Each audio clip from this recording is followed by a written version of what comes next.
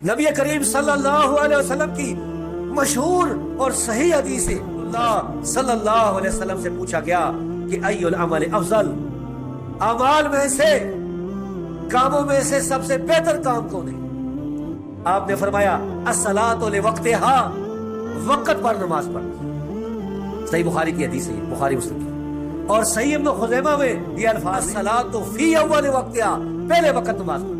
یہ سب سے بہترین طریقہ ہے، پہلے وقت نماز پڑھنا۔ وہی پتہ نہیں کہ موت کا فرشتہ کس وقت آ جائے، وقت داخل ہو گیا تو پھر لیٹ پڑھنا، اول وقت پڑھنا۔ جمعہ تو اتنا اول وقت ہے کہ جمعہ پڑھ کے صحابہ اکرام جب جاتے تھے گھروں کو تو سایہ نہیں ہوتا تھا دیواروں کا، اتنے اول وقت پڑھتے تھے۔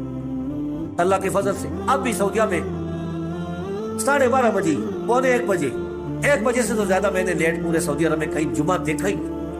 اور ہم نے جو حضروں میں شروع کیا اللہ کے فضل سے 30 سال ہو گئے، 12:30 سے لے کر 1 بجے تک لوگ آتے ہیں، نہیں آتے، 1 بجے جو ہے اول وقت، باقی بھی نمازیں جو نماز کا وقت داخل ہو جائے کوئی پتہ نہیں موت کا فرشتہ کس وقت